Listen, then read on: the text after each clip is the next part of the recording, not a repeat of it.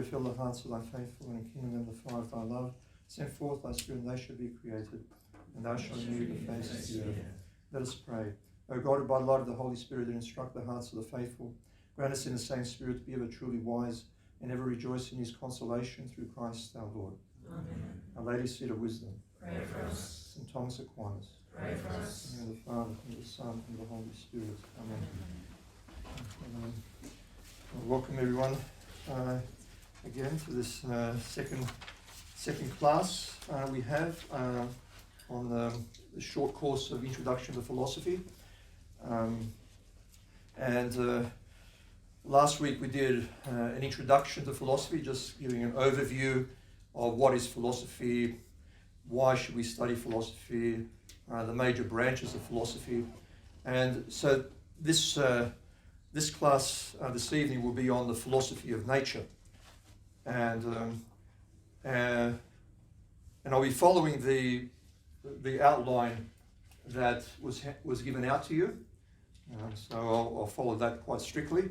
And there are a lot of things we'll have to cover today, but hopefully we'll get through everything.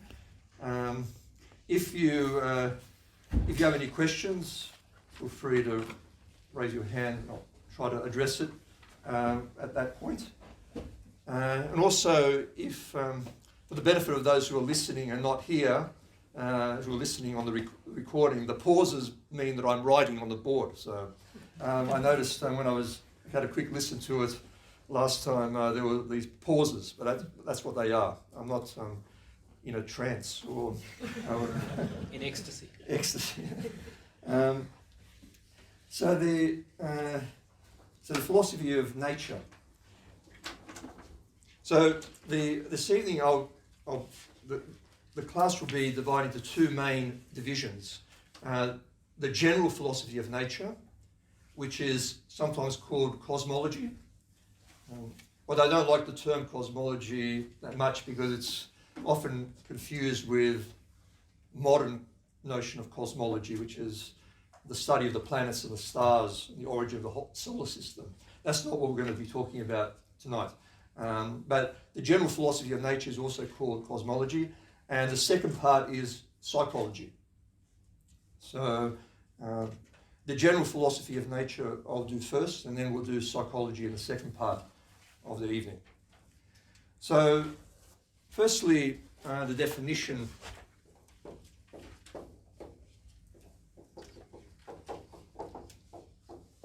of the philosophy of nature is it's a science of mobile beings.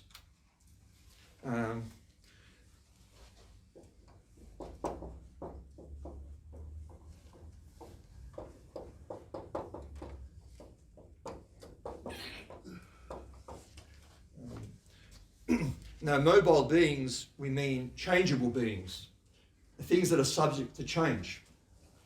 So in this subject, in the general philosophy of nature, we study the changeable world. And in fact, the changeable world is, in particular, we're looking at the changeable material world in the philosophy of nature, as opposed to the changeable immaterial world, like angels. We don't look at the immobile world, which is, or the immobile beings. That is, God is the only immobile being. That is studied in metaphysics. So in the philosophy of nature, we look at changeable beings, mobile beings. And in particular, we're looking at material bodies. It's the science of material bodies. And so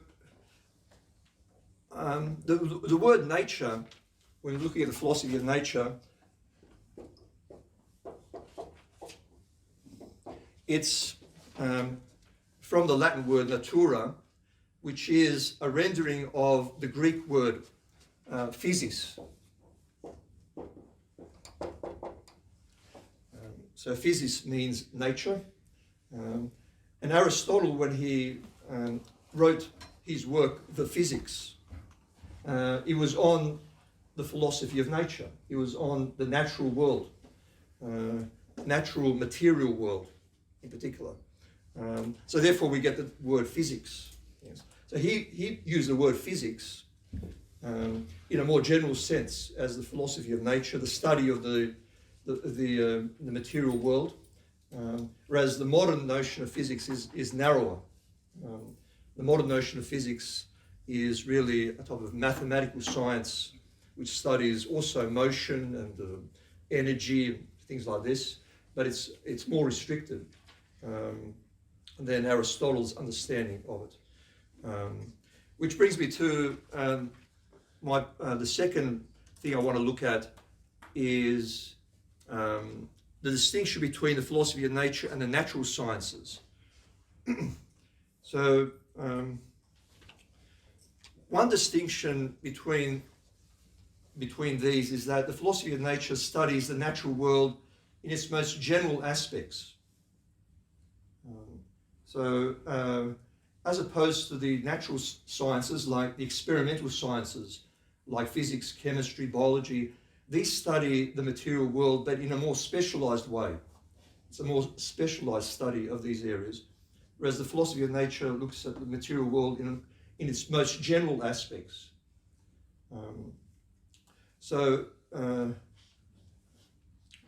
Yes, and there is a controversy how to see the relationship between the philosophy of nature and the particular sciences or the experimental sciences. I would argue that there's only one science, the philosophy of nature, which has general aspect, a general philosophy of nature, and special philosophies of nature. This is how I would do it, and a number of Thomistic philosophers also see it that way. There's a bit of a controversy about how to see the relationship between the experimental sciences and philosophy of nature, but we don't need to go into that. But one way to see it is to see the philosophy of nature as a study of the natural world in its most general aspects, and then under the philosophy of nature you have the particular sciences or the experimental sciences.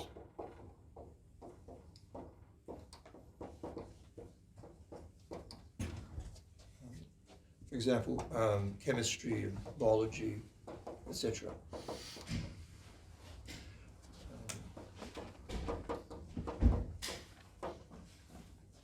So the philosophy of nature, the political sciences, if you like, come under the philosophy of nature. And they're more specialized investigations of the natural world. So there's one science in the view that I'm saying, one science with general and particular aspects or considerations under that science.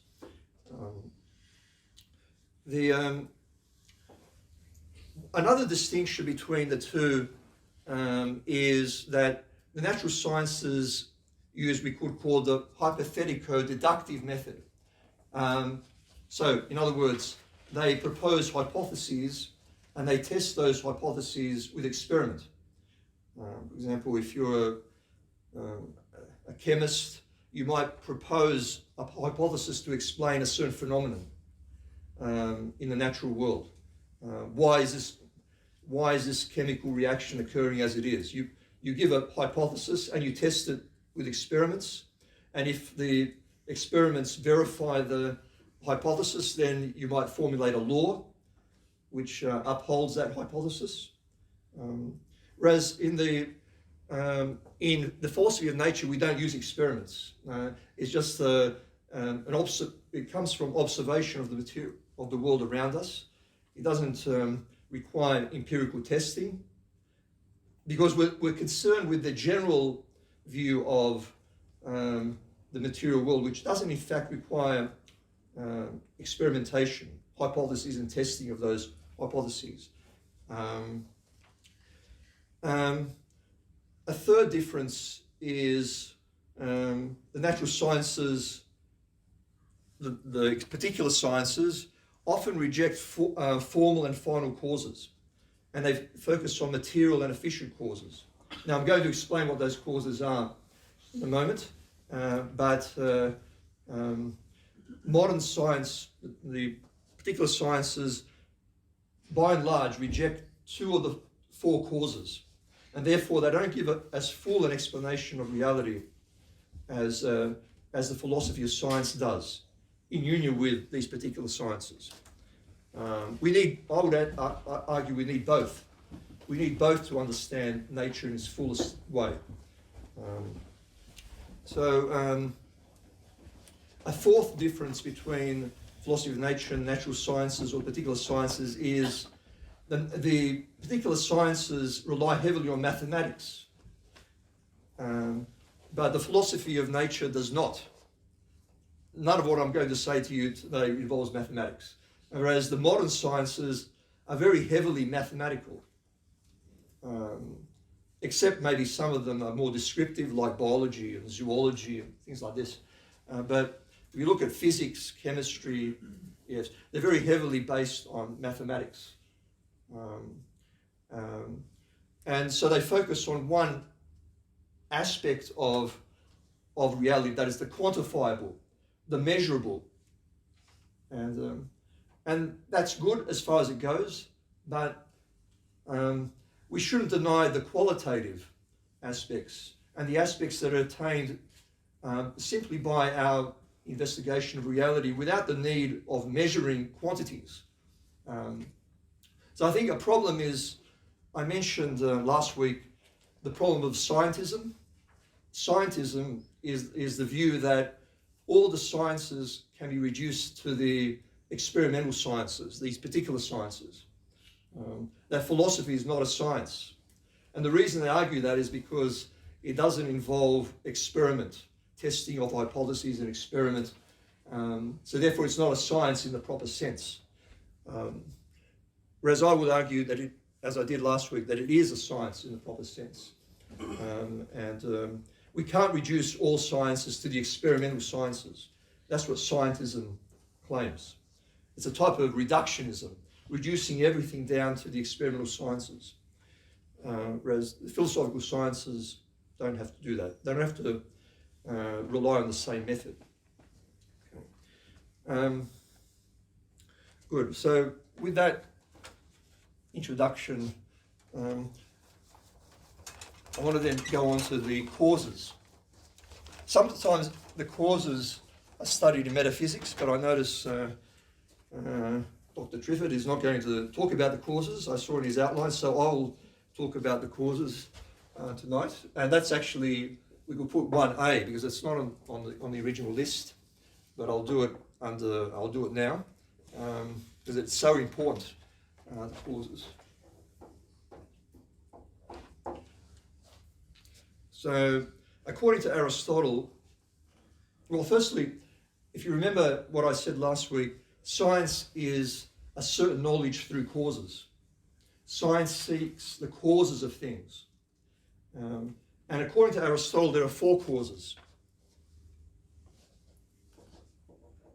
4 causes. So, we can divide these causes into intrinsic,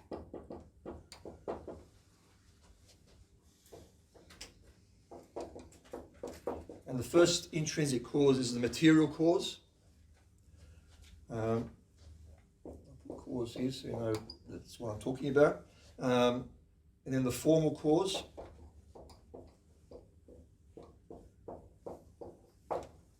And then extrinsic.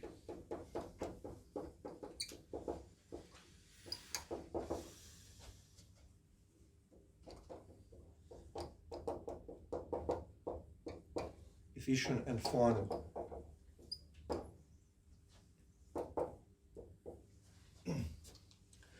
This is so fundamental to grasp this because so much of philosophical explanation centers around the causes. Because as I said, if science is a certain knowledge through causes, you have to know the causes.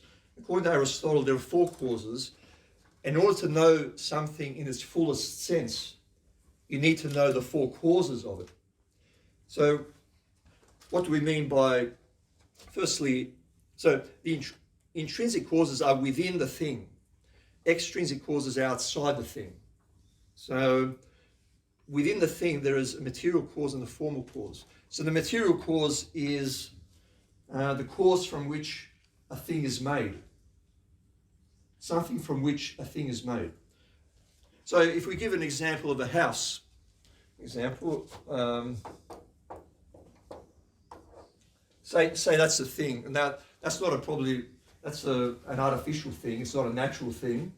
But let me start with an artificial thing before I go on to the natural thing. If we start from a man-made thing, a house, the material cause would be what the house is made of. For example, bricks, timber, etc.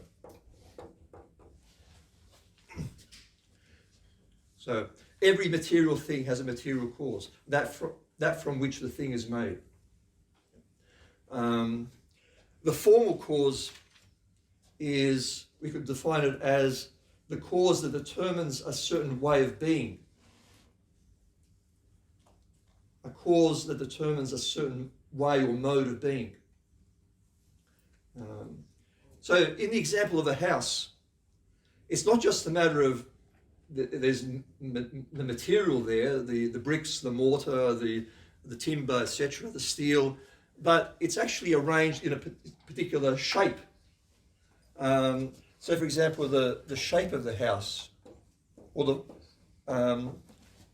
so whether it's got a steep roof, 4 walls, or whether it's got a flat roof, 5 walls, or whatever. There are different shapes in which the house could take. So the way the matter is arranged is according to a certain form. And you never have matter without a certain form. Now, you can obviously pile up bricks and timber, etc., just in a pile into a bundle. You can do that. But even when you do that, it has a form. The form of a bundle, a pile. Or something. Whenever you have matter, you always have form joined to it. So the formal cause determines, if you like, the way in which the matter is arranged and the type of being that it ends up being. Yes, a house as opposed to something else. Obviously, you can use materials. For example, this table is also made up of timber. It has steel, but its form is different. Its form is that of a table. It takes on a particular shape, which is the formal cause. So these two are intrinsic because they remain in the thing. The house has timber, has the different material causes, and it has the shape that's in it. The extrinsic causes are outside the thing, which are nonetheless causes of the house.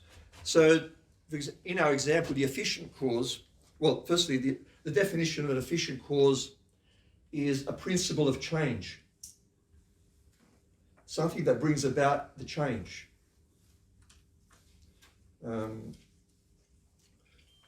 So the efficient cause, the principle of change.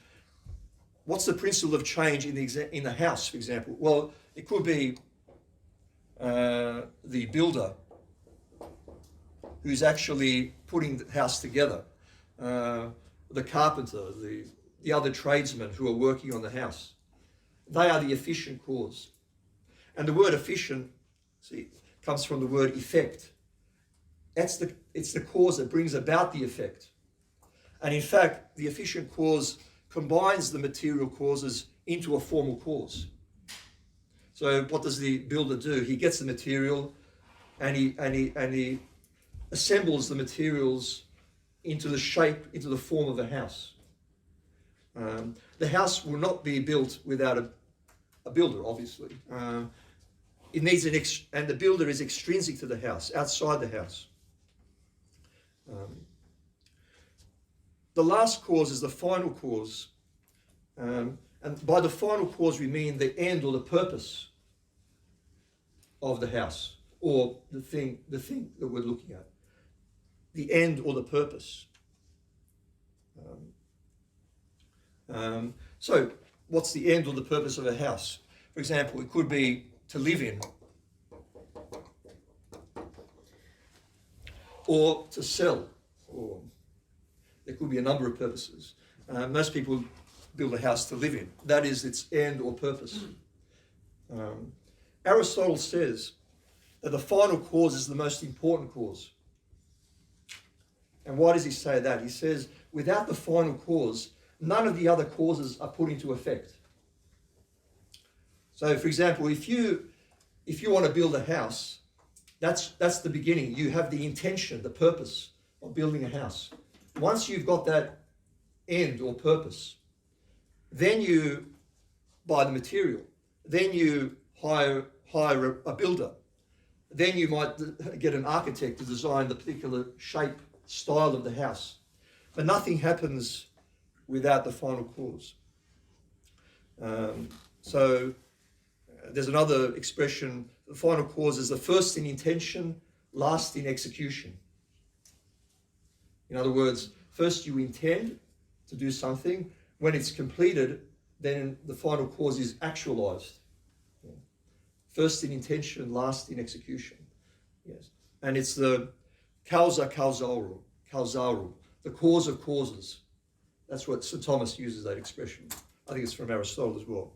The final cause is the cause of causes. This is very important to understand because it's going to come out in a moment what I'm going to explain in full detail in the natural order as well. Now, I want to just point out the going back to the formal cause. I'll just make a distinction which I'll elaborate in a moment.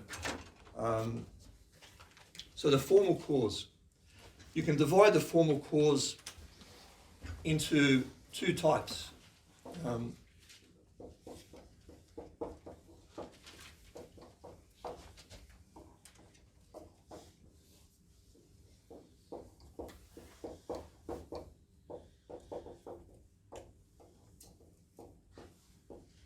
Accidental form and substantial form. Now, when St. Thomas uses this and following Aristotle, an accidental form, by accidental he means, in a way, incidental. It's a form that doesn't bring the thing into existence, but affects it in some incidental way.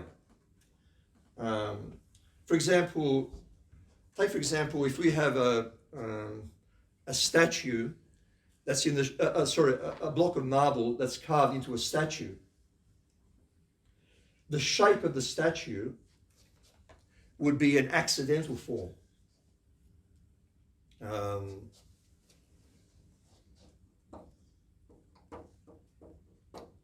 The form or the shape of the statue, the figure of a statue. Because it's called incidental because this type of form doesn't bring the marble into existence. The marble already exists. What you're doing, you're shaping the marble in an accidental way, incidental way. You're not giving, the marble already exists. So the marble already has a form. That form is the substantial form. So the form of marble, in my example, would be a substantial form, because marble is a substance. It's a substance that already has a form that makes it that substance. That's called the substantial form. But then you can modify that marble to add another form, which is incidental to the substantial form. You can see why it's called incidental, because it already has a form that makes it marble, the substantial form. The accidental form is added to it when the marble is sculpted into a particular shape of a statue. We could take a number of examples here I'm sure in metaphysics this will be discussed again. Substance accident, which I'll make some mention of in a moment. Is it possible to do that accidental form and substantial form using the example of the house, or is that not such a good way to? You could, yes. Take for example, if we use the example of timber. Timber has a substantial form. It's a naturally occurring thing. It has its own substantial form of timber. But then you can carve the timber, for example. You can plane it or shape it into planks or something. That would then take on an accidental form. Okay, so substantial form is that which makes it timber. Yes. Okay. Yes. An accidental form is just whatever shape you want to make. Yeah. Okay. That's right. Yes. Yes. So yes. So this is obviously more fundamental. The substantial form is more fundamental than the accidental form. It makes the thing to be what it is, and I'll say something about that, in a moment. Sorry. Yeah. Just a quick question. Can't the house or the carved statue also be the substantial form as well, though? Like, am I wrong in saying that? Because once it's become that thing, if you now change it from that to something else, it's now not the thing that it was. Even though it's still marble, or it's like still, I don't know, like it still might be a house, but you've added onto it. It's not the same thing. So Right. you have. So isn't it in that? Because that was my understanding. I don't know if I'm wrong about that. Yeah, I'll touch on this in a moment. I'm going to talk about two types of change: substantial and accidental change. And I'll address that in a moment. Yeah. So come on. Okay. Right. So with those distinctions, we can look a little bit more detail now.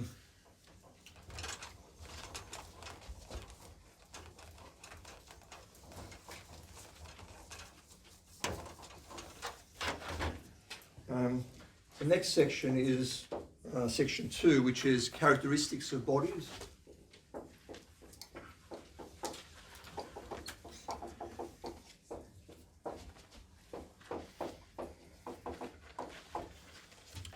I'll mention 4 characteristics of bodies.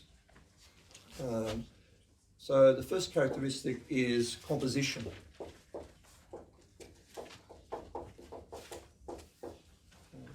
So in other words, material bodies are made up of parts.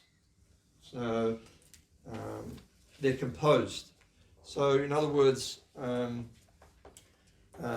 take for example, we can break down, if we're talking about a natural body like a human body, it has parts, the different organs. You can break down the organs into muscle, you can break down the muscle into cells, the cells into molecules, etc. So every material thing is composed. It's composed of parts. Second characteristic, it's changeability.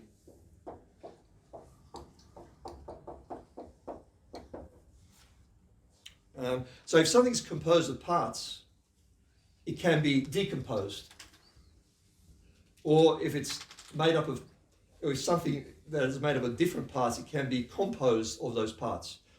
So changeability follows composition. If something is not composed, it can't be decomposed. Yes. So changeability. So this is one of the characteristics we see around us. In terms of the material world around us, it's changing. Yes. Things come into existence and they go out of existence. They're not fixed. They're not changeless. Now, when we're talking about changeability, I'll make a distinction here between 2 types of changes.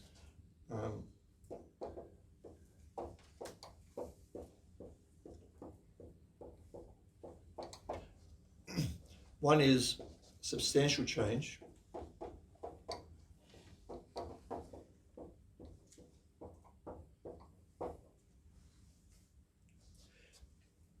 and the other is accidental change.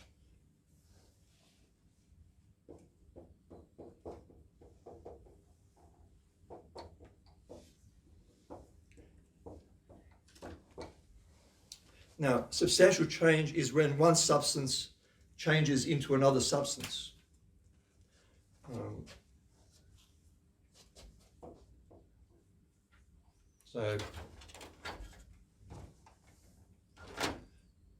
So you've got one substance into another. So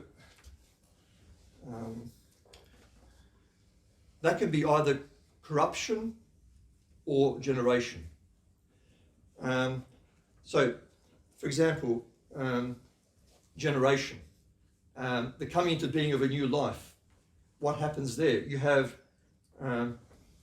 say, the male and female sex cells, or they combine together to give you an embryo, a new person. That's an example of a substantial change, because the person is not the male or female sex cells separate.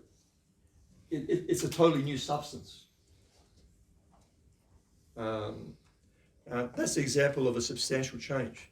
Or death. We could say the death of something is a substantial change. A living person is a substantially different thing than a corpse. Now that mightn't be obvious when you first look at a corpse. It might look like John Smith, but it's actually not John Smith. According to St. Thomas, following Aristotle, the corpse of John Smith is not John Smith, because there's a substantial change that's happened with death, and that's through the soul leaving the body, which I'll talk about in a moment. Another example of substantial change, say chemical reactions. Say, for example, you've got two atoms of hydrogen combining with one atom of oxygen gives you water, H2O. Now this is clearly a substantial change because water is a liquid, not flammable, whereas hydrogen is a gas, highly flammable. Oxygen is a gas, also flammable. Water is a very different substance. So you have two substances in this case combining to give you a new substance. A bit like, yes, something as I said, the example of the sex cells, male and female gametes giving you an embryo, which is totally different than the gametes. Or another example, a more mundane example, you've got wood that when it's burnt gives you ash. This is an example of a substantial change. Ash is a different substance to wood. So one substance changes into other. An accidental change is a change in which the same substance remains, but undergoes a change in the accidents, what we call. So this is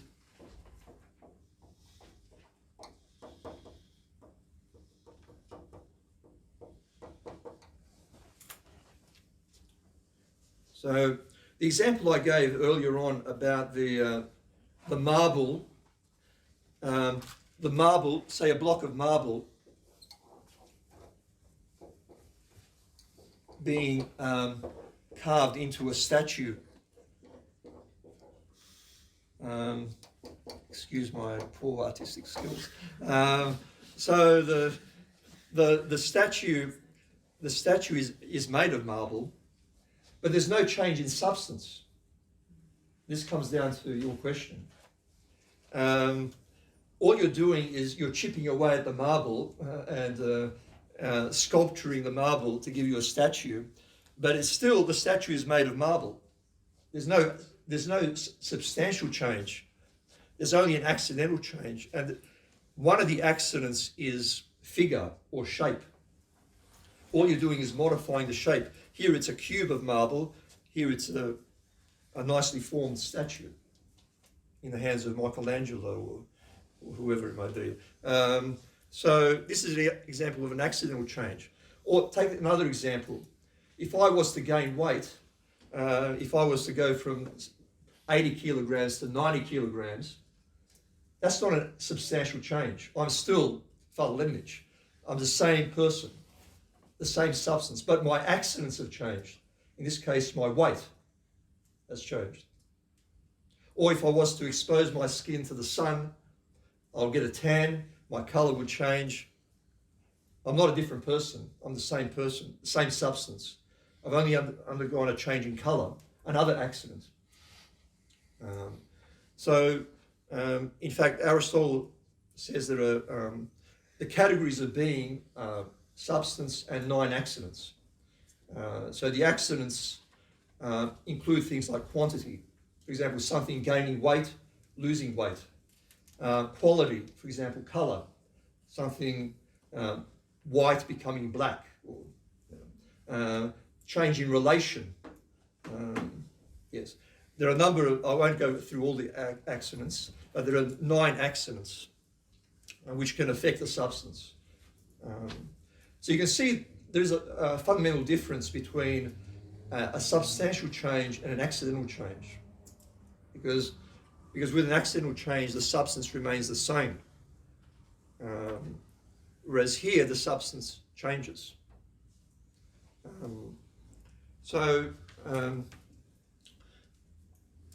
Right. How do we define an accident? I'll give you a brief, I think it's going to be covered in the section of metaphysics, but for our purposes it's important to have some grasp of it here. So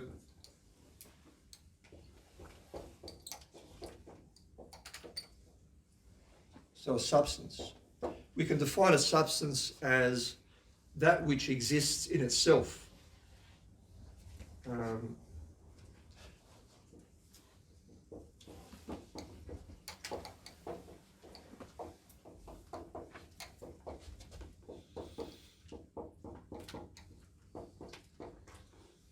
So in Latin it has ens in se, being in itself.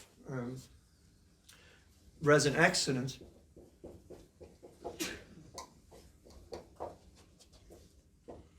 is that which exists in another.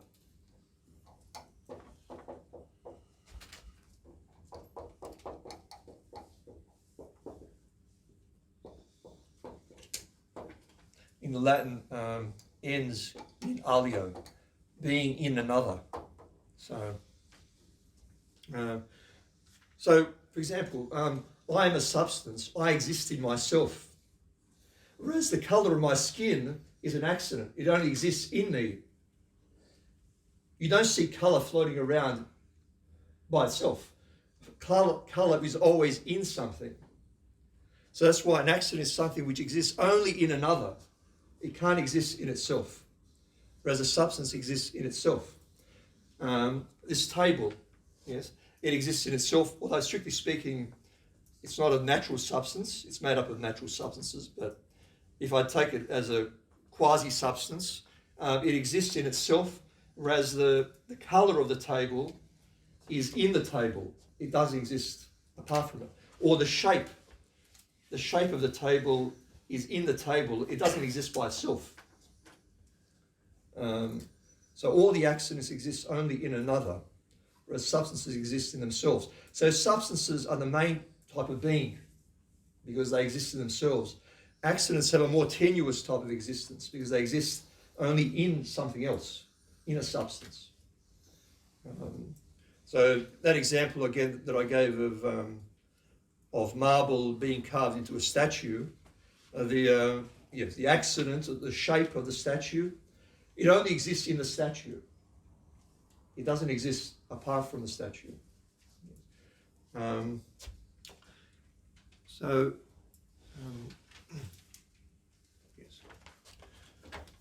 that's the second characteristic, changeability.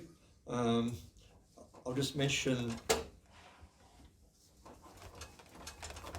next two.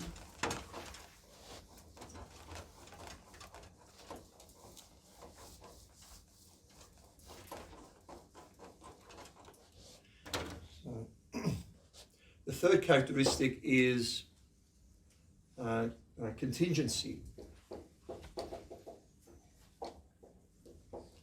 Bodies, material things are contingent. And by contingent we mean they come into existence and they go out of existence. They don't have to exist. Every material body is contingent. It doesn't have to exist. The opposite of contingent is necessary.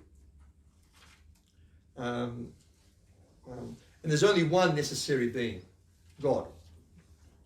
Everything other than God is contingent. Everything other than God has come into existence or gone out of existence. And that's one of the most obvious things we notice about the world around us, that things don't have to exist. They come into existence and they go out of existence. They're contingent. And the fourth characteristic is limitation. In other words, they're finite. They're not infinite. They're limited. So I have a limitation of certain dimensions which limit me to a certain kind of being. I'm not infinite. Yeah. Again, the only infinite being, the only unlimited being is God. Yes. Everything in the material world has limitation because it's finite. It can be therefore increased or decreased. You know, I can gain weight or lose weight. I can gain height or lose height because I have limitation. Sorry, you said everything in the material world has limitation. Apart from God, does anything in the spiritual world or non-physical world have limitation? Yes, like angels. Yeah, angels are also finite things. Human souls are spiritual and finite, and therefore limited as well. Yeah. Everything other than God has these four characteristics. God has none of these characteristics. God is not composed. He is not changeable. He is not contingent. He is necessary, and he's not limited. He's infinite.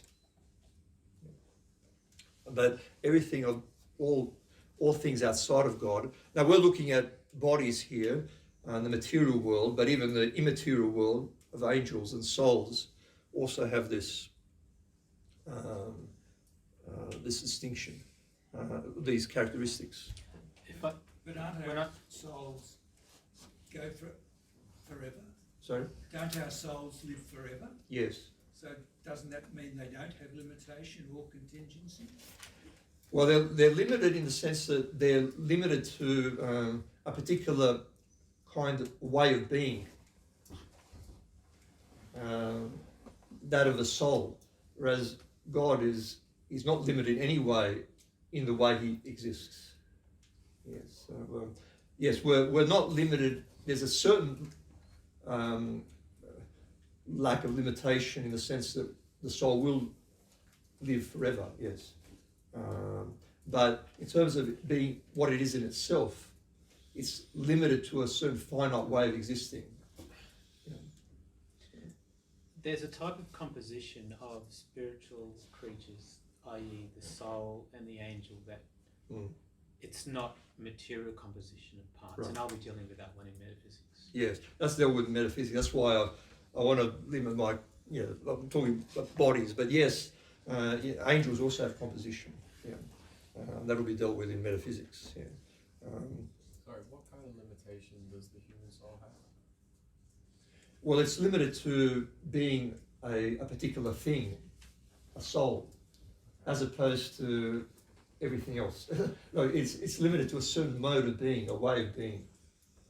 Yes.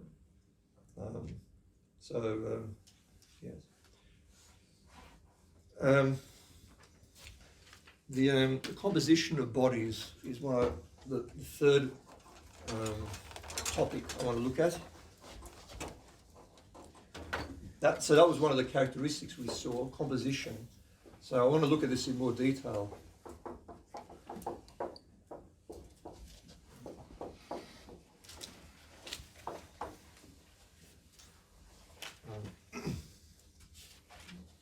So when we talk about the composition of bodies, there are four main theories.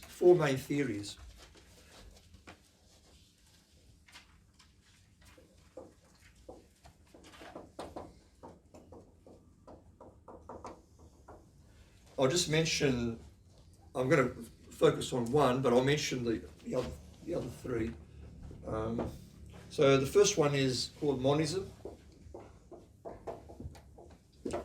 Now, according to monism, from the word monos, which means one, singular, monism says that everything in the world is made up of one thing, one element. It's a bit of, to understand that, it's a bit like if you're like a child, you have Play-Doh. If you ever play with Play-Doh, and with Play-Doh you can make different shapes of animals and so on. There's always the same Play-Doh. All you're doing is making different shapes. According to monism, there's only one substance, one element that takes on different forms. So everything in the world is one element. Now, an example of that in the ancient Greeks, like Thales, the Greek pre-Socratic, who said everything was made up of water. Water is the fundamental element. Everything that exists is just different shapes of water. Some held, Heraclitus said it was fire. Everything is made up of fire. So that's one theory. A problem with this theory is that it explains bodies by other bodies. But we want to explain the fundamental constitution of body. So it's not good enough to say, well, everything is made up of water fundamentally, but water itself is a body that needs to be explained. So it doesn't give an ultimate explanation of bodies. It just explains bodies using other bodies. And it also doesn't explain why the matter takes on different forms. If everything is made up of one type of matter, why does the matter take different forms? Why is my matter different than your matter, or the matter in this table, or the different to a matter in the tree? It doesn't give an explanation for that. So it's unsatisfactory. The other theory is atomism. And then, again, this goes back to the ancient Greeks. Atomism holds that everything is made up of minute, indivisible, extended bodily particles. An atom is a small, indivisible particle. And according to atomism, everything is made up of these indivisible particles. Now, modern atomic theory is a type of atomistic theory. It's not the same atomism as the early Greeks, but it's related to it. So modern atomic theory says everything in the world is made up of small particles. Now originally it was thought they were just atoms, but atoms we now know are made up of protons, neutrons and electrons. And we know that electrons, apparently they haven't broken that down into anything simpler at this stage. They haven't. Neutrons, though, and protons, I think they have. There are other particles like leptons and other subatomic particles. But according to modern atomic theory, everything is made up of some minute particle. They just come together to give you different things. Now, the problem with this explanation, again, is that these atoms or these small particles are also bodies. And we need an explanation of why there is a body there. It doesn't give you an ultimate explanation. It just explains bodies by saying there are smaller bodies. It doesn't explain what a body is and why there is a body. What's the ultimate constitution of bodies? And also, atomism doesn't explain why the atoms come together the way they are. Modern atomic theory says, oh yes, material things are made up of all these atoms, subatomic particles. But the more fundamental question is, why are those atoms arranged the way they are? why are my atoms different than those of a giraffe? They're fundamentally the same thing. But I'm very different than a giraffe. Modern atomic theory can't explain that. It can't explain why the atoms in me are arranged so in a different way than a giraffe. So atomism by itself, it gives you a partial explanation. It doesn't give you an ultimate explanation, and not a satisfactory explanation for the ultimate constitution of bodies. Third explanation is called dynamism, which says that everything is made up of forces, unextended forces. So it's a little bit, in a way, it's sort of somewhat superior than this monism or atomism. It's talking something more intangible, something, yes, it is force. So one problem with this is, how do you get unextended forces giving you extended bodies? If this table is made up of only forces, how come it's got extension? How come it's got solidity, weight? How can that be explained simply by forces? Also, a force is an accident, but what is the subject of that accident? It doesn't explain that. That must be a subject underlying that accident of force. A lot more can be said about this, but we don't have time. What I want to get onto is the fourth explanation, which is called holomorphism. So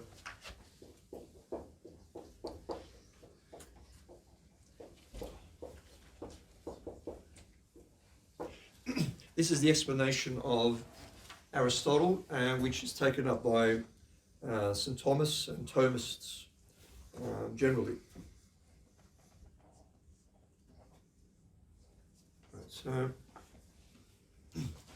what holomorphism says is that bodies are ultimately made up of two principles: prime matter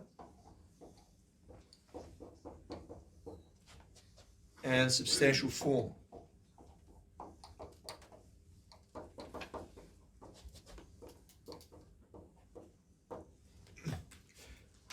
Holomorphism comes from two Greek words. Holo means matter. Technically means, could mean wood. And morphe is a form or shape.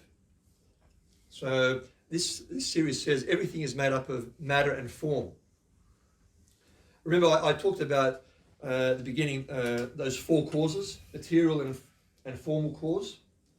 They are intrinsic in a thing.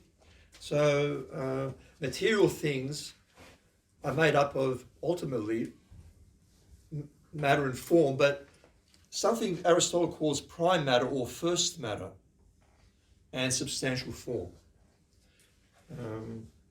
So what is prime matter? What is this first matter? So prime matter, some characteristics of prime matter.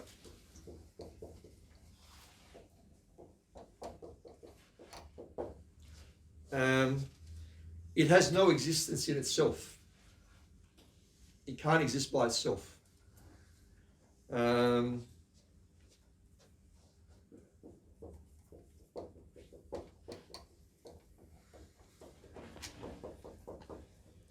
It's not a substance, in other words. It's a principle of a substance that has no existence in itself. It's actually pure potency.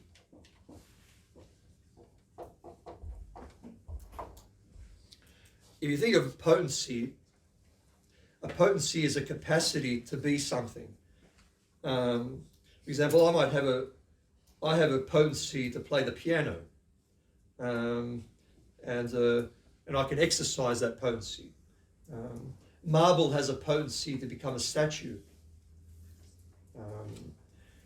Prime matter is pure potency. in itself, it's only potency. It has no act at all in itself. That's a difficult concept to grasp, but we can't spend time meditating on that, but that's what it is. According to Aristotle, it's pure potency. And what I'll say in a moment will give some explanation of why he says that. Pure potency. Substantial form, which I've already mentioned,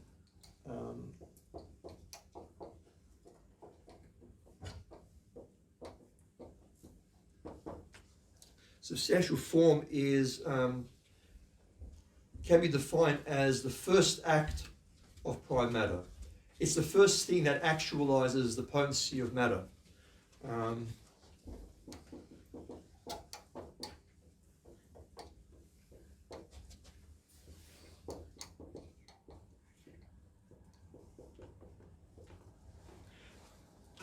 One way to look at it, it's a type of marriage. You don't have a marriage without two people.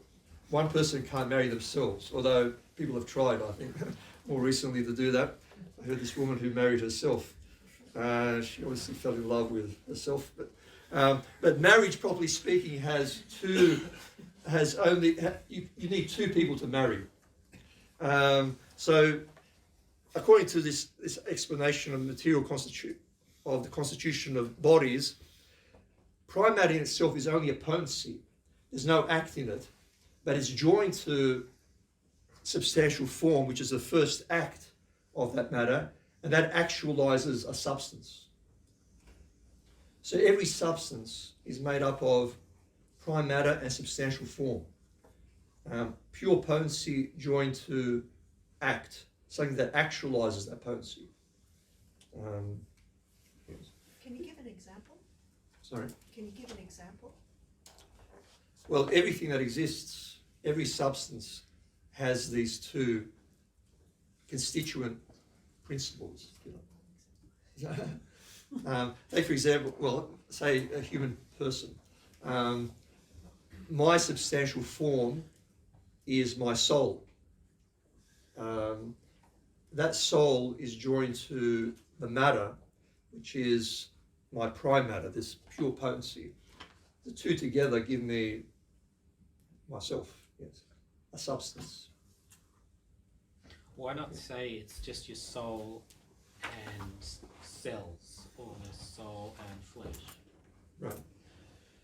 Well, because these it will come down to an explanation about substantial change, which I'm going to talk about in a moment, which will bring it out a little bit clearer why Aristotle says this. Because if we're talking about, for example, cells or organs, these already have a certain act. They are already in act. They are things. Now they make up ourselves, but according to Aristotle, they in turn are made up of their own prime matter and form. So the ultimate constitution. Well, it will come. I'll explain in a moment when I'm talking about substantial change. It will be a little bit clearer why he says that. Yes, and the substantial form. Yes, it's the first act. It's a substantial form that determines a thing to be the kind of thing that it is. My substantial form is different to that of a tree or of a dog. Every substance has its own substantial form that determines the kind of thing it is. The substantial form also orders the parts to make it a whole. Like, for example, all my organs and all the parts of my body are ordered into a unity by my substantial form. And the form is the principle of operation as well. It's that causes me to act. If we're talking about, for example, my form, that of a human person, it's the cause of my operation. My form is the cause of my movement and my acting. Yes. I'm going over this quite quickly. I realise it, but there are probably questions. But I want to talk about how Aristotle comes to this, why he comes to this explanation. So one thing he does, he looks at accidental change and compares it to substantial change. So, for example, accidental change, he draws a sort of an analogy. So if we look at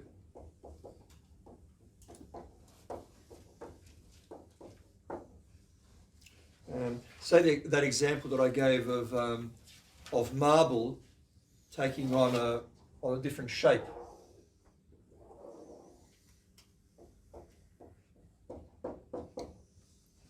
Right, you know, marble, and it takes on different forms. So it has an accidental form, the first one, and another accidental form. Accidental form 2. So for example, it goes from a block of marble, so that's the first form, a block, and then it takes on the form of a statue. The thing that remains the same in that change is the marble. The marble just takes on different accidental form. So Aristotle noticed that in accidental changes, something remains the same and something changes. What remains the same is the matter. What changes is the form. In this case, the shape of the statue. It changes from a block of marble to a carved statue. In accidental change, he says something analogous happens, something similar.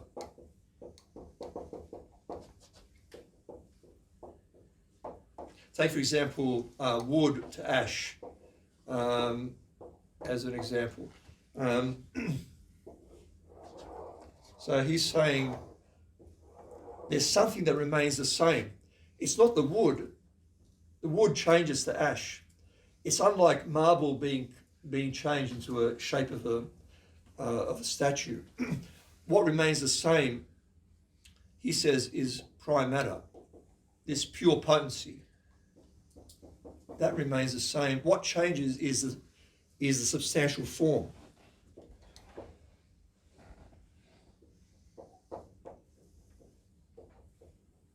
First you've got one type of form and then you've got another.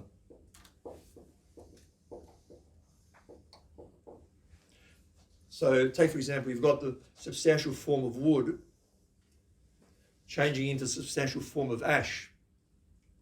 So you've got a change in the substantial form, but the matter remains the same. And if we see the form as that which first gives act to the matter, so therefore there is a change in the form that's happening. First you have one form and then you have another form. Now Aristotle says you must have prime matter because if there's some other matter there, it must have its own substantial form. So you have, a thing can only have one substantial form. That's what explains its unity. Wood can't have more than one form. It has one form, substantial form, that determines it to be wood rather than something else. And ash also has only one form that determines it to be ash rather than something else. So you can't have another form underlying it. You only have one form. What underlies that form is the prime matter, which is a type of potency to take on different forms. So that's how he comes up with this explanation of holomorphism. The substantial change is really the explanation he gives. Now, I want to say something briefly about nature, which is number 4. We have quite a bit to do yet, but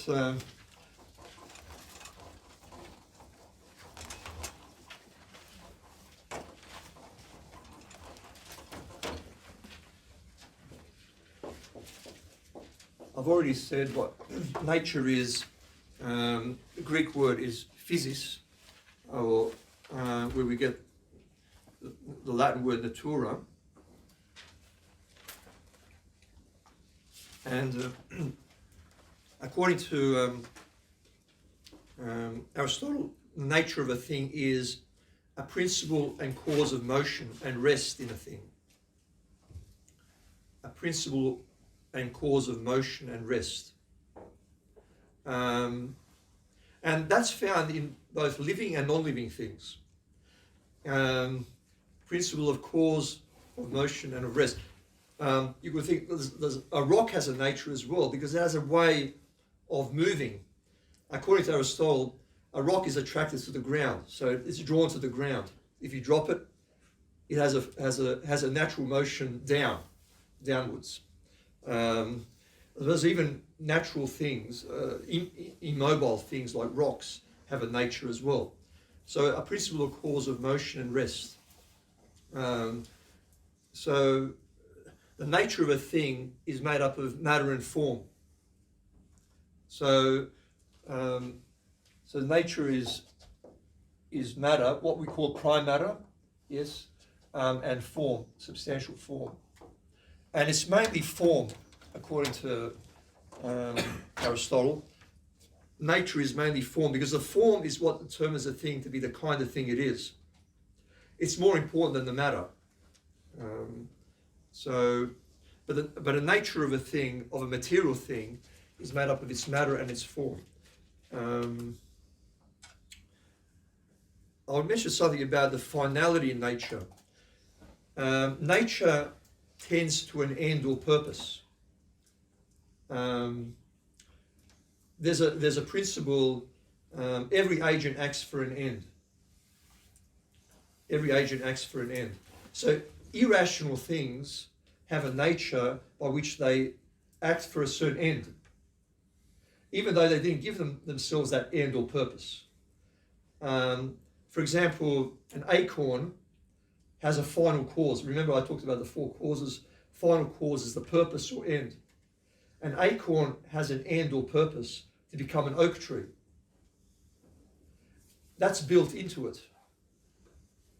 That finality, if you like. It's ordered towards becoming an oak tree. And the thing is that the acorn did not give itself that end. It was given to it, ultimately by God. God gave it that finality, that purpose. And we see that throughout nature. Sparrows build a nest in a particular way. They don't sit down and think, what's the best way to construct a nest? No, it's inbuilt in them. You could call it an instinct, yes. The way they act, the way they get their food, the way they build their nests, all these things are built into it. So nature has a finality, has a purpose. And I think this is something, coming back to what I was saying before, modern science doesn't look at final cause. It doesn't see this inbuilt causality. And ultimately that inbuilt causality towards a certain end or purpose is given to it by God. Because as St. Thomas Aquinas says, that irrational things act for an end, they didn't give themselves that end or purpose, so therefore it must have been given to them by something intelligent above them, who is God. And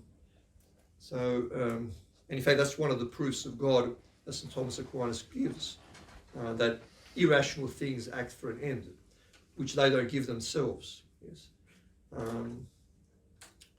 I want to say something briefly about quantity. I already mentioned something about that. It's one of the 9 accidents. Quantity is what causes a thing to be divisible into distinct parts. So quantity makes firstly something to be extended, gives it extension in space, and it enables it to be divided in parts. For example, this table has the accident of quantity. It gives it certain dimensions in space, and also enables it to be divided into parts. If you didn't have quantity, it couldn't be divided into parts.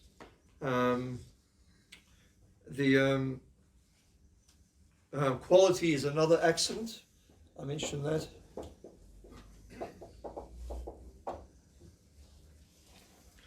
Quality is an accident by which a thing is a certain sort or kind of thing. An example of quality would be colour, for example. The sense, what is given to us by our senses, including colour.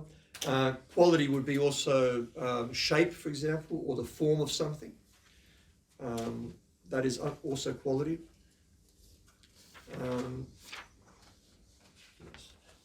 I know I'm rushing along because I want to get on to the final thing as well, or the second part. Motion.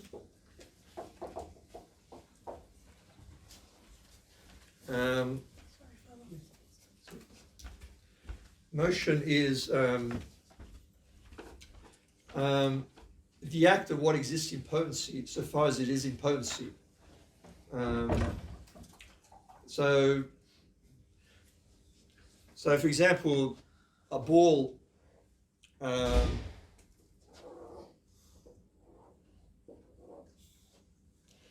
has a potency to move.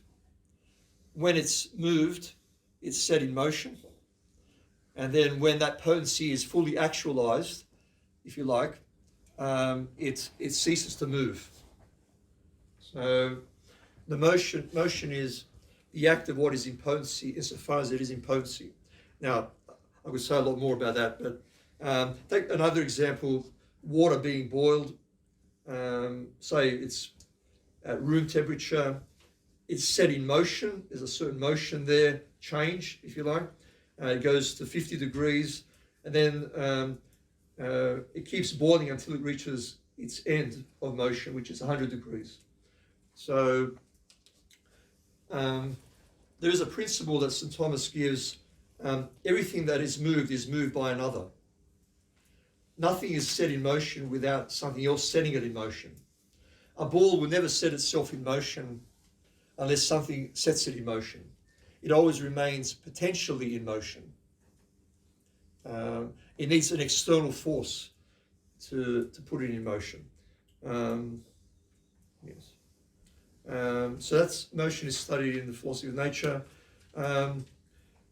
I'll just mention very briefly place and space and time.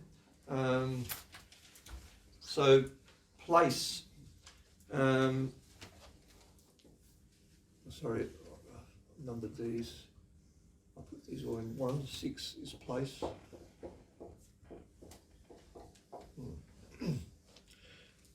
Place is the first immovable surface that contains a body. So, for example, if I'm talking about, say, this cube, if I say this cube or is in a place, according to Aristotle, what that place is the first immovable surface of that cube. The immediate surface around that cube is called its place. Yes. And according to Aristotle, that place is immovable.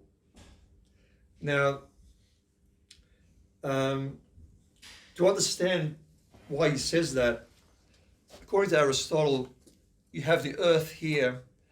Around the earth is a immovable sphere, outer sphere, and the earth is in the center of that immovable sphere. So the outer side of the universe is immovable, according to Aristotle. The earth is in the center of it, and everything can be there relative to this external place, which is external sphere, which is immovable. So whatever is in that sphere has a certain place relative to the immovable.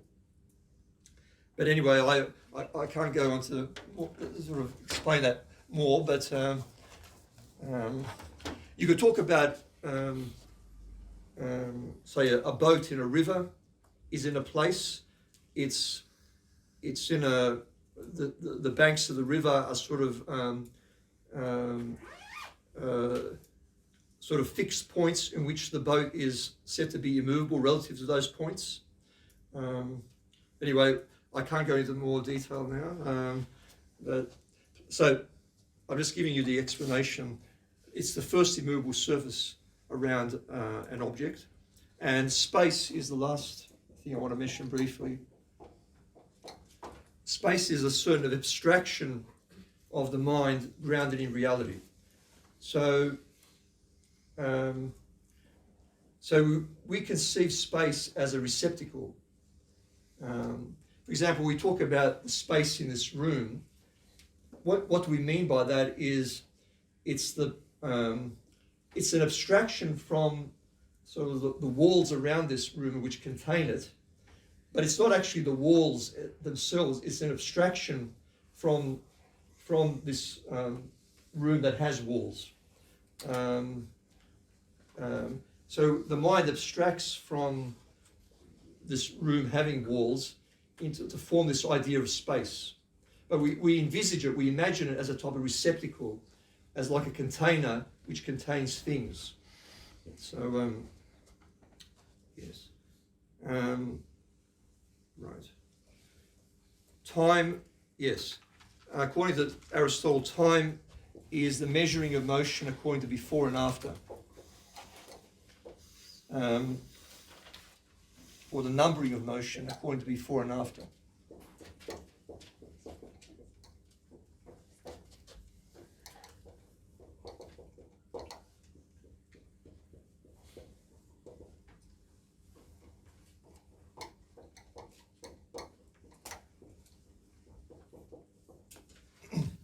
So we talked about motion. Time is a type of numbering of motion. So in order to number motion, you need a mind which numbers the motion. So according to Aristotle, time has a foundation in reality, in motion, in moving things, but it can't exist without a mind which numbers that motion. Yes. I'm just giving you the bare bones of this.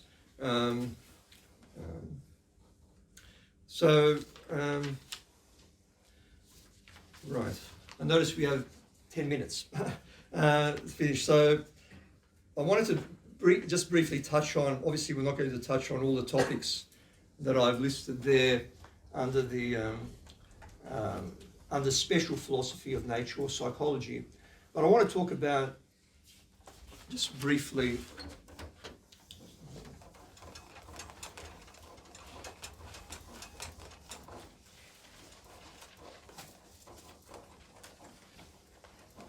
so the second major division of philosophy of nature is psychology.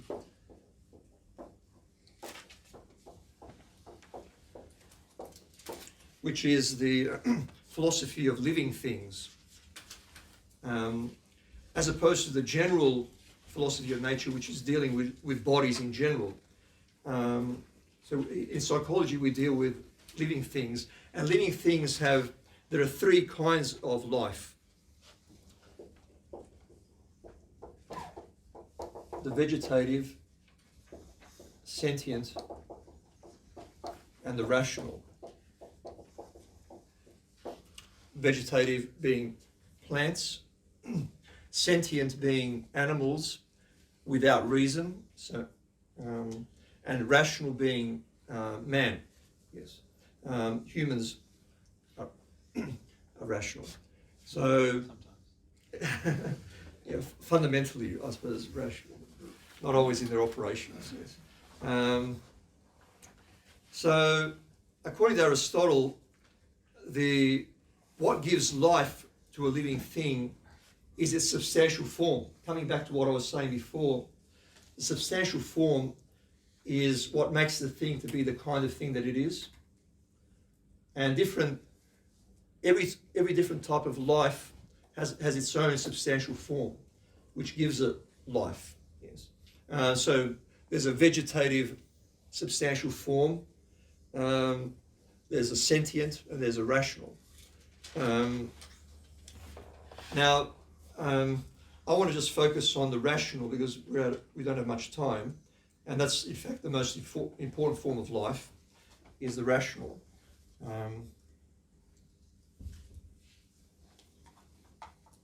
So in terms of rational life, the soul is the substantial form of the body.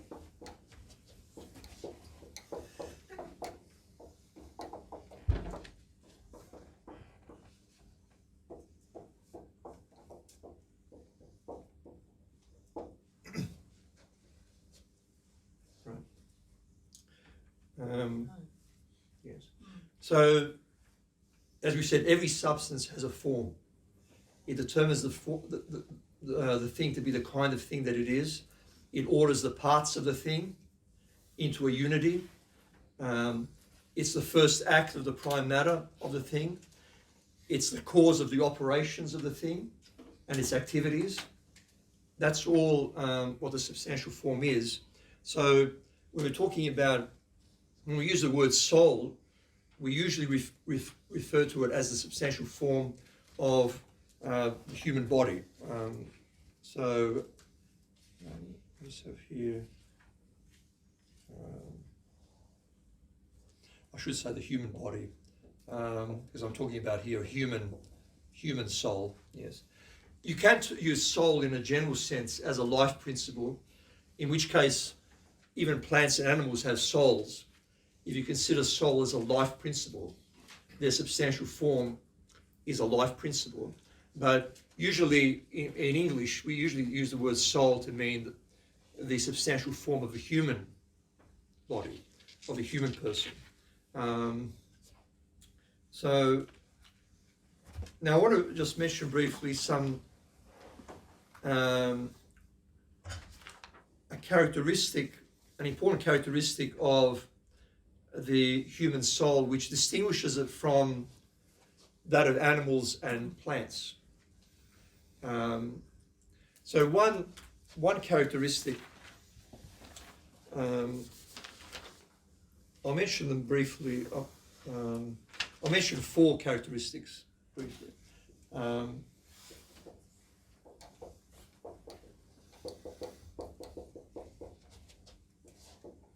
Of the human soul. So one, it's subsistent.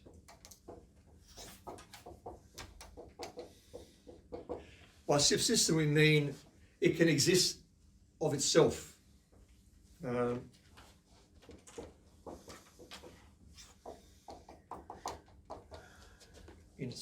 itself. In other words, it's not reliant on something else. Ultimately, it is reliant on God, but in a natural order.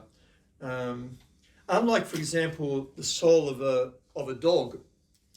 A dog's soul is what we could call, or material or life principle is, we refer to as a material form or material life principle, because it's actually dependent on the matter of the dog.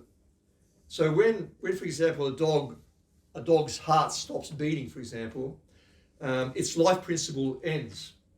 It can't continue. It can't subsist in itself. Dog souls don't survive the dog. Is it brutal? Sorry? Yes. I remember having a talk with a Hindu about this, and I was explaining this. He goes, "That's cruel, you know. The dog ceases to exist."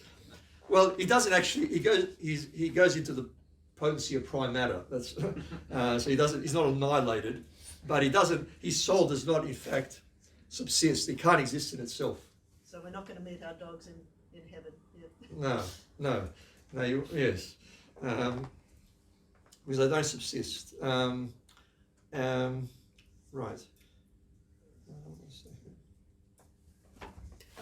But in the human it can exist. Sorry? But in the human, Yeah, in the humans it can. Yeah, the human soul does exist. It exists in itself. It can exist outside the body. itself, yeah. Yeah. Another characteristic is it's spiritual or immaterial.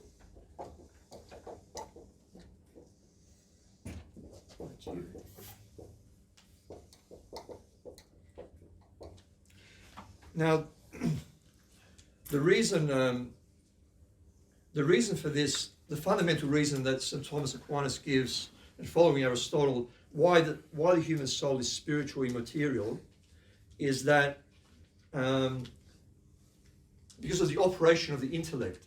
According to him, the intellect, which is a power of our soul, uses ideas, concepts, which are immaterial.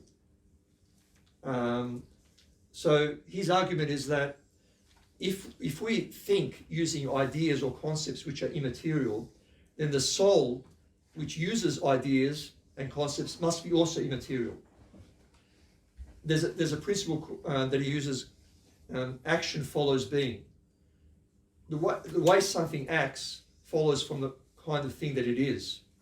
So in other words, if we are spiritual or immaterial, we will use in thinking spiritual or immaterial concepts. We don't use matter to think. Ideas and concepts are not material. Someone could, for example, a neurosurgeon could delve into your brain with the most sophisticated instruments. He will never be able to find an idea in your mind. It's something immaterial. There's no way he could find an idea in your mind. But ideas are very real. Our mind is full of ideas. We think and reason using ideas, but they're immaterial. And so Thomas says that's because our soul is immaterial. Yes. And action follows being. The way we are determines how we act. Yes. There are other arguments you can give apart from that. So one argument is that from what he calls intellection, the way we think, we use ideas, so ideas which are immaterial.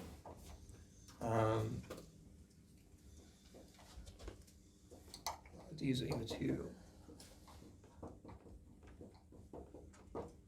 Another reason he gives that it's spiritual is the will, from the will. So from volition or free will.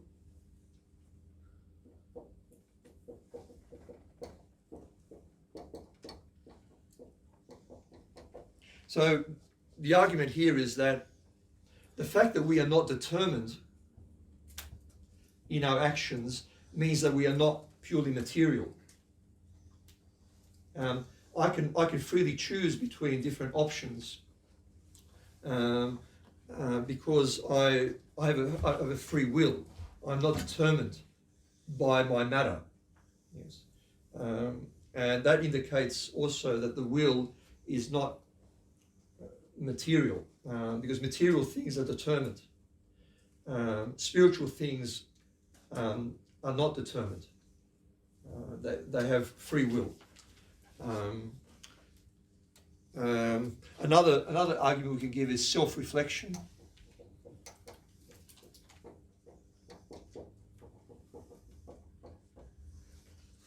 I can actually reflect on myself speaking now. I'm not only speaking, but I'm aware of myself speaking, as if I'm standing outside myself. I have self-consciousness. Now, material things don't have self-consciousness, and even Fido, or doesn't have self-consciousness. The dog does not have self-consciousness. He obviously performs certain operations as an animal, but he's not aware of himself doing it. He doesn't have self-consciousness. Man has self-consciousness, which indicates again something that transcends the material. He has something in him which is immaterial. Now, another characteristic of the soul is, the third characteristic is its simplicity. And by simplicity we mean it's not made up of parts. Spiritual things don't have parts. So there's a simplicity to them, and therefore they can't be broken down as other things. Material things, as we saw, one of the characteristics of material things is composition. They're made up of parts, and therefore they can be decomposed. Whereas spiritual things are not made up of parts, they can be separated. Integral parts that can be separated. So because of so therefore we say they are simple. And the fourth characteristic is immortality.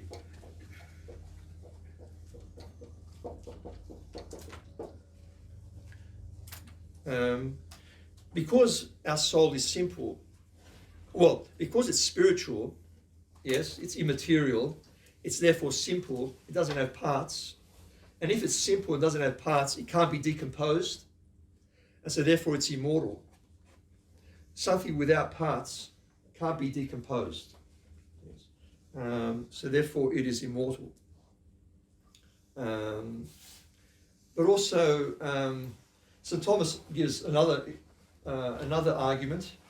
The natural desire to exist forever is an argument for immortality. He says that God would not put a desire in us to live forever if that desire could never be achieved. So that would be frustrated. Our desire would be frustrated if we didn't live forever. Yes. And we do have that desire to exist forever. So that also is an argument for immortality. A third argument we could give is the moral argument. This is an argument we see in Plato, for example. He postulates this first. The argument is that in this life, not all the evil that we do is punished, nor is all the good that we do rewarded. And according to justice, all evil must be punished, and all evil and all good must be rewarded. If we are not rewarded or punished in this life, we must be rewarded or punished in the next life. This is the argument Plato gives. And that presupposes immortality, that the soul lives on after death. So even someone like Plato gave that argument. Now it's not an argument that St. Thomas focuses on. He's aware of it, but his main argument is from simplicity and arising from spiritual or immaterial nature of the soul. But it is an argument, yes. I think a good argument. We all see the inherent injustice of evil people not being punished in this life. In sacred scripture, it's full of that text. The evil seem to go through life without much problem. It seems to be gravely unjust. But if we believe in the immortality of the soul, they will be rewarded, or they will be punished rather in the next life. So that's a sort of a moral argument. Yes. I better stop there. I know we're just over time. Are there any questions about any of that? I know we've covered a lot of things in a short time, but yeah. Number 3, simplicity in the soul. What about good and evil? Don't they sort of contend in the soul for where the soul is going? Yeah. Why do you say that in terms of simplicity? That it's as parts, if you like, good or evil parts. Aren't they part of the soul? You know, the tendency for good or the tendency for evil? Well, there is a tendency, but that's not. That tendency is not actually like a constituent of the soul. It doesn't constitute the soul as something making it up. Yes, the soul has certain tendencies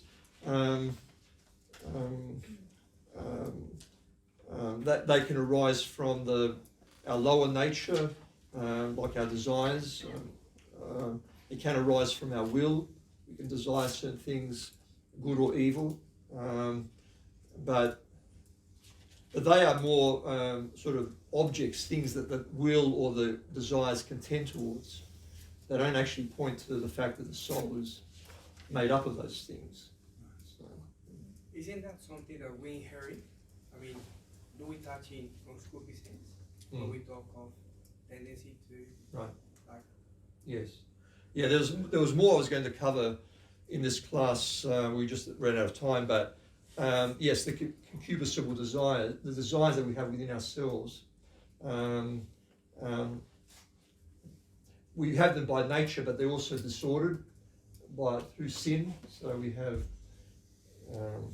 desire, for example, the concupiscible desire of love, desire, joy. These things are concupiscible appetites in us, which are, yes, disordered now because of sin, which disorders those desires. But what was your point exactly about? So just referring to good and bad. Oh, right. Yeah. Is that something that we inherit through our original sin? Mm.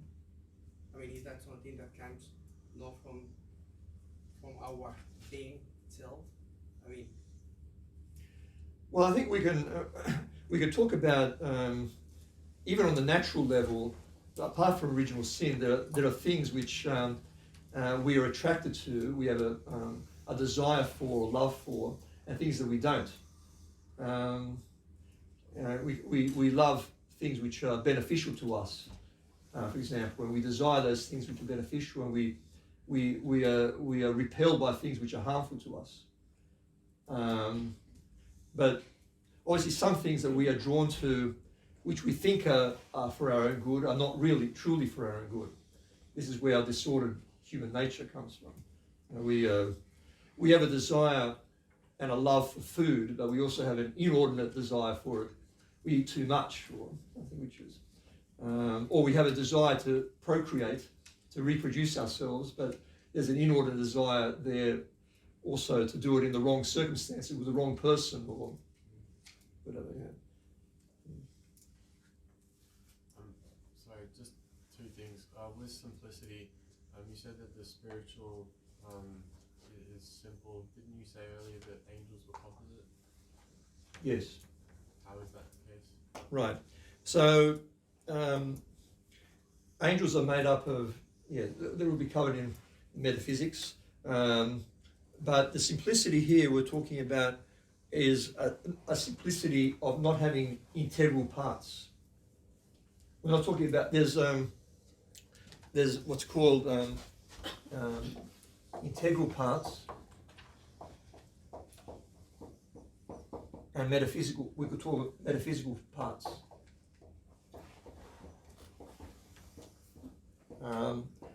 Souls and angels have metaphysical parts. They don't have integral parts. Can you define what you mean by integral? Right. So an integral part is a part that can be separated from the other part and it can exist in itself.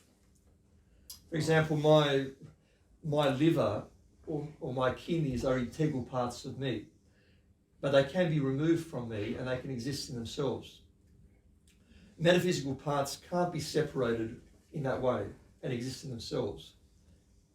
So angels have metaphysical parts. For example, they have essence, esse, which is going to be covered. They have act and potency. They have substance, accident, composition. But they don't have integral parts. Neither does our soul. Our soul has metaphysical parts, but not integral parts. So when we're talking about simplicity, we're talking about not having integral parts. In other words, parts can be separated from other parts. Because when parts can be separated from other parts, then that can lead to decomposition of that material body. So when you say it's a metaphysical part, is it just conceptual? Like, is it actually like really composite? It is really composite, yeah. It's in the real order, not just in the rational order. Yeah. But that'll be covered next week. And the only other thing is, I don't think you'll have time to go through this. I really struggle with understanding conceptualizing prime matter. Yeah, well, you're not alone. I mean, it's a difficult. The thing about pure potency, something that doesn't have any act, is very difficult to consider. Yeah. Is there any, like, I know it wouldn't be exhaustive, but is there any analogy that could be given for this? Well, if you think about, I mentioned before about this notion of forces. See, forces are something abstract, very pliable, but they're very abstract.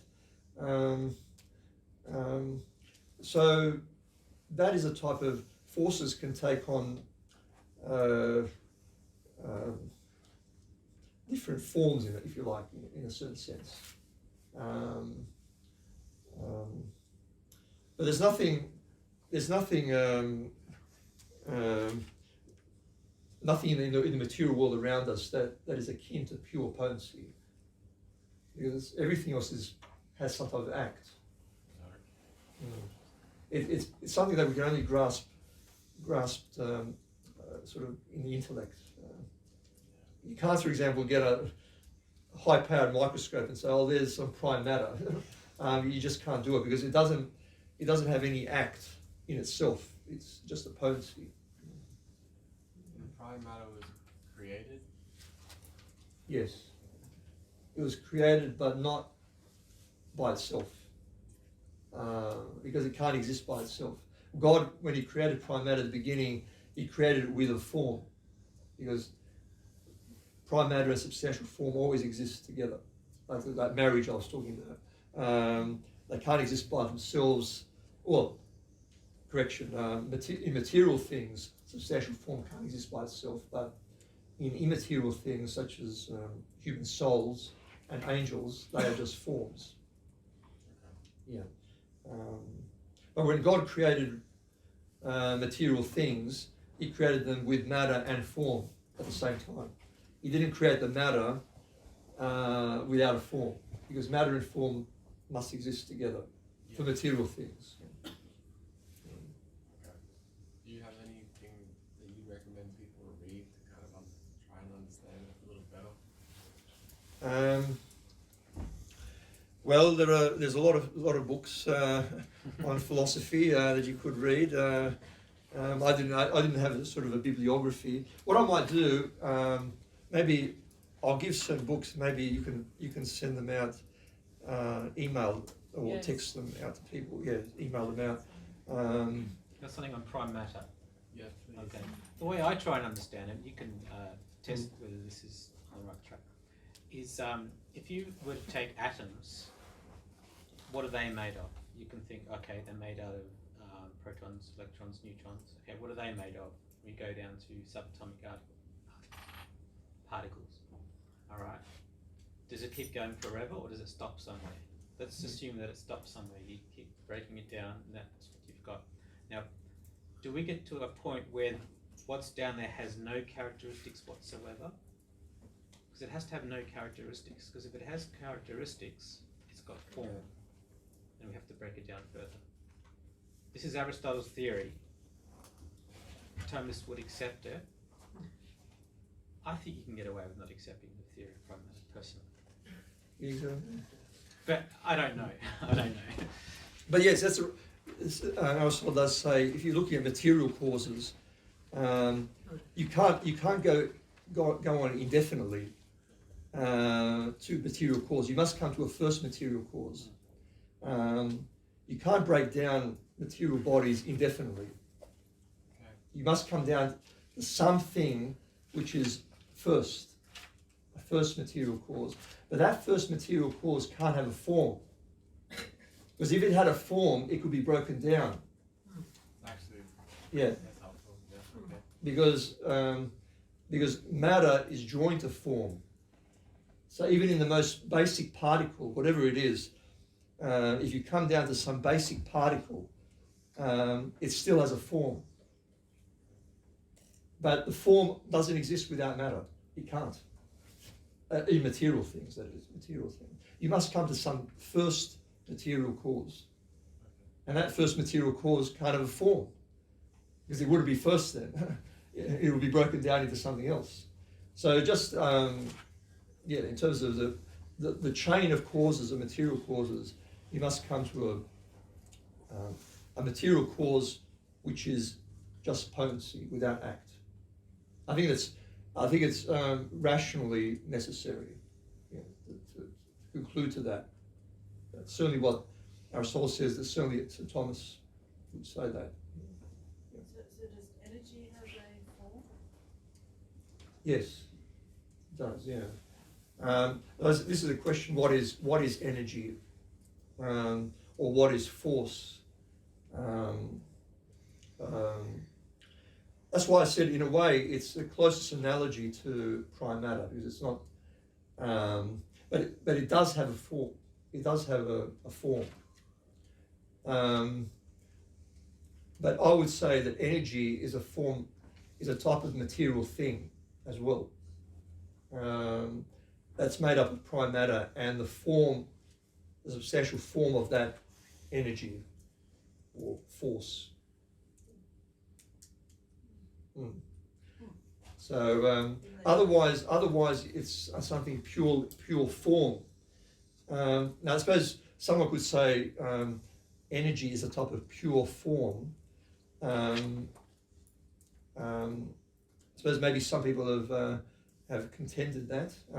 That would be a rational way to put it. But I would argue that even energy is a type of material thing. Even though you can't see it? Sorry? Even though you can't see it? Doesn't Einstein's equation say that its form, E equals mc squared? Right, yeah, it's sort of a convertibility of energy and matter in a way, yes. Does that make it separate though? Sorry? Doesn't it make it separate to matter? Yes. Well, it's not a body as we normally understand it, but I would say it's in the order of the material as well. I'll look into that actually. That's an interesting question. What, in terms of theories about that? As I said, you could contend that from the explanation that I've given, that energy is a type of pure form. You could give that explanation, but I think in the Thomistic philosophers, when they look at energy or forces, it's always in the order of the accidental. So like a force between two, like there's a force between heavy bodies, like gravitational force, which is in the order of an accident, not a substance. It's an accident of those two bodies, which would make it an accidental form. I suppose you could say, yes, if it's in the order of accident, you could argue it's an accidental form. Yes. An accidental form that has a subject. What that subject would be on different forms of energy or forces. I'd have to think about that. But good question, yes. Sorry, Father, just quickly. Would you have any quick characteristics of an animal or plant soul? Because I know you said before St. Thomas was characterizing the spiritual and the material through like the operation of intellects. Right. But that was based on immaterial. And could you not argue that animals do have some intellect in the material? So what would the characteristics of their soul be? Because I know you did briefly touch on the life principle. So would you be able to go on that? Sorry, just a bit deep. Yeah. I suppose you're arguing about you're saying about the life principle of an animal. Well, St. Thomas would say they don't have a rational soul, so they don't use ideas as such in their thought. So I suppose they would operate more on the material level in the way they operate, rather than on the immaterial in terms of ideas. This is what he would say, because he wants to distinguish the human from the animal, and he does that by saying that only humans use ideas. The human mind uses ideas. The sentient beings like animals, dogs for example, don't do it. So, like, would you argue, because I know some scientists argue that, say, like, all monkeys can have ideas and, like, you know, different, how to act in different ways, but would you say they're not actually ideas? Yeah, I would say they're not ideas, yes. They are material operations of their brain. Whereas, for example, humans don't think with their brains, strictly speaking. We insofar as the soul is joined to our body, our soul and its powers, such as its faculties like the intellect, uses the brain as an instrument. So therefore, if we injure our brain, it affects our thinking. But strictly speaking, our thinking does not depend on our brain, because when our soul is separated from our body, we will still be able to think. Whereas that of an animal, what's happening is purely a material operation of the brain. There's no spiritual faculty of intellect. A chimpanzee can recognise different shapes, like if there's a task to do, and all sorts of animals can recognise things under different types, right? That's what I was thinking. But what a chimpanzee can't do is say the essence of a square is to have 4 sides that are 90 degrees. You know, you can't ask after the essence of something. Right. Which Yes. is what science is. Right. Yes. Yes, they can obviously identify shapes, as you say, but they can't actually think of triangle as triangle, for example, and understand it as a universal concept applying to all triangles. It'll identify this triangle or this square, but it doesn't. It's purely a reaction of its brain, of its material brain, to be able to do that. But it can't form universal concepts or ideas. And it doesn't think in those terms. They don't think in those terms. Yeah. So all those sort of disturbing videos of magpies working out how to get things out of bottles and everything using a variety of tools, that's not them using abstract concepts or anything to work something out. They're just, what is that? It's something approximating. So Thomas Aquinas talks about the estimative sense. And now if I had more time, we could go. The estimative sense is a type of one of the interior senses, and animals have this estimative sense where they're able to make certain sort of judgments in an improper sense, like the magpie deciding what to use and so on. And some animals have a very highly developed estimative sense, so that it approximates human thinking and reasoning, especially the higher animals like apes and so on. But it's not actually, they're not using concepts as such, and they're not. Yes, it's something akin to it or similar to it. Yeah.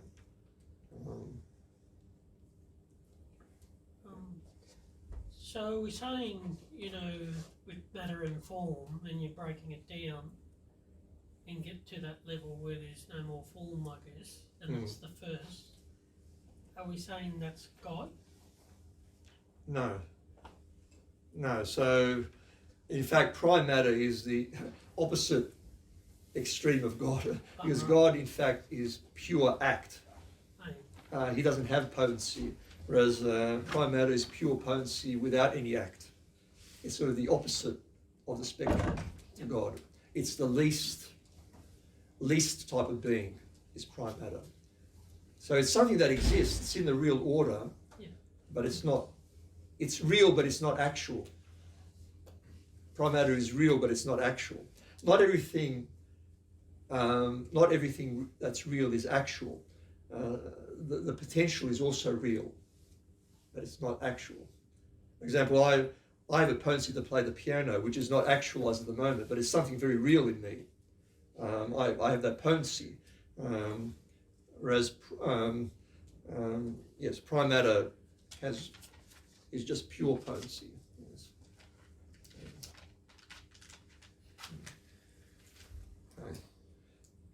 All right, I thank you for that. Sorry, we're a little bit over time. I was hoping to cover more in that section of psychology, but it is a big topic to do two in one session. But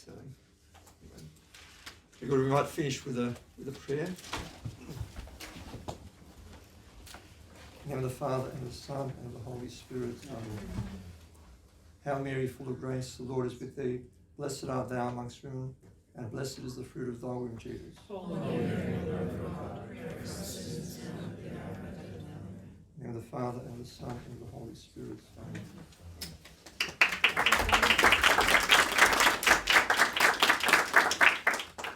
So next week you have Dr. Trifford here, so he will do metaphysics next week.